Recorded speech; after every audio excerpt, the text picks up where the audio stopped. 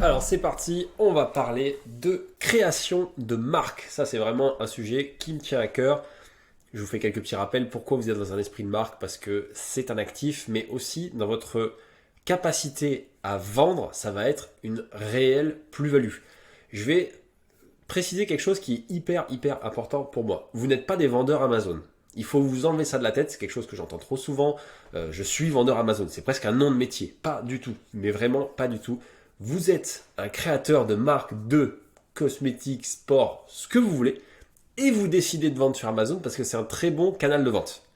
Ça change tout. Parce que ça veut dire que vous n'êtes pas dépendant un jour s'il se passe quelque chose sur Amazon, qu'il y a une mise à jour de l'algorithme, que vous êtes déranké, que votre compte est suspendu. Et croyez-moi, tout bon vendeur Amazon s'est fait suspendre son compte au moins une fois. J'ai déjà payé les services de Pakistanais pour déverrouiller mon compte après 2 mois de lutte. Donc je vous assure que c'est très important. Donc vous devez vous libérer de ne pas penser qu'Amazon et vous devez penser esprit de marque global. On se peut qu'on trouve votre produit après sur votre site internet, dans les magasins physiques en retail, sur d'autres marketplaces. Voilà, vous devez penser global. Et ça va vous servir. Ça va faire un effet de halo entre toutes vos marques. Quand j'ai parfois des entrepreneurs qui se sont créés un site internet et qui viennent sur Amazon, je m'aperçois que dans Helium 10 ou directement dans la barre de recherche Amazon, je vois leur marque. Donc ça veut dire que les gens ne cherchent plus un produit, ils cherchent la marque. Et ça, c'est incroyable. Les gens n'achètent pas un iPhone parce qu'ils aiment spécifiquement l'iPhone, mais parce qu'ils aiment Apple. Pareil pour Nike. On achète Nike aussi pour l'état d'esprit. Ou Asphalt. Bon, pour ceux qui connaissent, personnellement, j'aime beaucoup. On a l'impression on n'achète pas un pull, quoi. On achète une sorte d'acte citoyen. Et même si vous êtes sur Amazon, vous pouvez dépasser ce simple j'achète un produit blanc, je colle ma marque dessus et hop, c'est du private label. Vous pouvez faire beaucoup mieux que ça. Et je vous montre ce qui peut se passer dans l'état d'esprit des gens. Il se peut qu'on vous trouve avec un produit, par exemple celui-ci. On décide d'aller cliquer ici, donc de voir votre store Amazon. Claire vous apprendra très certainement à en faire un. Là, on s'aperçoit qu'en fait, il y a bien un esprit de marque, il y a plusieurs produits, il y a une mise en scène, il y a un univers, il y a des vidéos, etc., etc. Je vais me rapetisser. Ça, c'est un premier point. Là, la personne dit, bon, bah tiens, est-ce que c'est une marque légitime? Donc peut-être qu'elle va aller sur Google et qu'elle va taper le nom de la marque. Et là, si elle s'aperçoit que sur les premiers liens, elle voit un site internet, ok, très bien, ça a l'air d'être une marque établie. Donc elle s'aperçoit que on retrouve les mêmes produits, etc. Toujours le même univers. Elle continue de chercher. Il se peut qu'elle vous cherche sur Instagram, par exemple. Elle arrive sur Instagram et là, elle voit qu'il y a 200 publications, quelques followers, toujours le même esprit qui continue, etc., etc. Ça, une fois de plus, c'est votre esprit de marque. C'est grâce à ça que des professionnels auront envie de travailler avec vous et que des personnes vont s'attacher à votre marque et surtout qui vont peut-être acheter vos produits en continu, pas qu'une seule fois, mais en l'occurrence, les cosmétiques sont inconsommables. Peut-être tous les mois, ils vont vouloir s'approvisionner chez vous parce qu'ils aiment le message, ils aiment le ton. Et je vous encourage à partir dans cette dynamique. Alors, quand vous démarrez une marque, avant de penser à l'esprit, il vous faut penser au nom. C'est pas toujours facile. Il y a 2-3 trucs à savoir, sans se casser la tête trop longtemps. Ne prenez pas déjà de nom commun. C'est-à-dire que vous ne pouvez pas vous appeler champignon ou théière, par exemple, et vous n'allez pas pouvoir le déposer. On a parlé de dépôt de marque à l'INPI pour être enregistré au Brand Registry et accéder à des avantages. Si vous appelez marmotte ou quelque chose comme ça, ça ne fonctionne pas. Ça doit être donc quelque chose d'original. Et ensuite, vous devez vérifier qu'il n'est pas pris, que ce nom n'est pas pris. Pour faire ça, vous pouvez aller sur la base des marques de l'INPI. Et admettons, vous avez décidé de vous appeler Luce.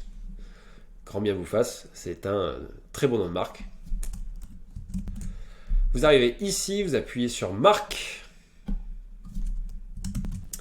Et là, vous vous apercevez qu'il y a déjà une marque Luce enregistrée au nom de Valentin Péchaud. Donc, du coup, ça va vous gêner. L'INPI ne fait pas la police, c'est-à-dire qu'il ne va pas forcément vous empêcher de déposer la marque. Mais si moi, du coup, je porte plainte contre vous, c'est moi qui vais gagner parce que j'ai déposé la marque avant vous. Voilà, n'essayez pas de déposer Coca-Cola. Je pense que le GIGN Coca-Cola va débarquer chez vous en l'espace de 7 secondes et demie. Il y a une période de veille d'à peu près 2 mois à partir du moment où vous déposez votre marque, où c'est publié au journal officiel et tout le monde peut savoir que vous tentez de déposer une marque avec ce nom-là. Et toutes les grosses boîtes qui ont des départements juridiques vont, si jamais c'est trop ressemblant, ne serait-ce que ressemblant, vont venir vous emmerder. Si jamais vous ne trouvez... Alors, les vérifications ne sont pas terminées. Une fois que vous avez vérifié sur l'INPI, il s'agit aussi de vérifier d'autres éléments. Si vous avez décidé de vous appeler toujours Loose, c'est si vous voulez monter un site plus tard, vous devez vérifier que les noms de domaine ne sont pas pris. Alors moi, j'utilise Google Domaine personnellement. Toujours, vous cherchez à vous appeler Loose. Et là, vous tombez sur tous les noms de domaine qui peuvent s'appeler Loose. Alors, loose.com est à vendre pour la modique somme de 4 700 €. Loose.fr n'est pas dispo. Bon, c'est les deux plus grands classiques. Hein. On peut tenter peut-être loose.co, loose.net. Mais par exemple, je n'avais pas fait ce travail. C'est pour ça que mon nom de domaine, c'est Loose France. Parce que je n'avais pas pensé à vérifier le nom de domaine avant. Vous pouvez le vérifier. Allez vérifier aussi quand vous tapez votre nom de marque sur YouTube, sur Instagram, sur Google. Regardez ce qui sort. Si ça n'a rien à voir, c'est que c'est libre. Mais si vous commencez à voir que des chaînes YouTube portent le même nom que vous, le même compte Instagram, ça va prêter à confusion, ça va pas être bon pour vous. Pensez quand même un peu loin dans le futur par rapport à ça et faites vos recherches. Voilà. Si vous n'avez pas du tout d'idée de nom de marque, vous pouvez aussi vous rendre sur le site de Namelist. Vous tapez quelques mots-clés dans l'esprit de votre marque, voilà, si vous êtes dans le sport, fitness, musculation, et il va vous générer des noms de marque et même des idées de logos qui vont avec votre marque. Vous aurez en supplément de cette vidéo ce dossier d'exemples de marques que je mets. Donc vous allez retrouver exactement ce qu'on a vu juste avant. Mais il y a aussi Cocktail Cards qui est par exemple un très bon exemple pour moi qui en matière de storytelling, c'est un ancien barman qui avait à peu près 10 ans de bar qui a décidé de créer son propre produit, des cocktail cards.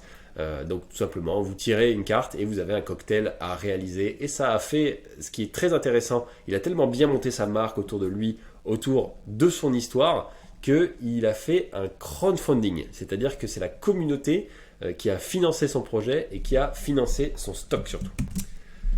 J'ai retrouvé sa campagne sur Indiegogo. Vous voyez, ce brave monsieur a levé 100 000 balles auprès de la communauté qui ont financé son projet. Encore une fois, c'est pas spécialement le produit qu'il voulait acheter, mais il présentait bien son truc, ça donnait envie, son histoire donnait envie, et il a créé un bel univers de marque, et à mon avis qui dépasse déjà largement Amazon, vu que c'était en octobre 2020. Donc voilà, ça peut être un exemple de truc cool que vous pouvez faire avec une marque. Donc je vous laisse à votre réflexion, à votre créativité, sortez marcher, prenez les marques qui vous inspirent dans différents domaines pour créer la vôtre et surtout amusez-vous. Ça sera la meilleure manière pour vous de kiffer sur le long terme. Ça va être de vibrer avec votre marque et de créer quelque chose qui vous ressemble.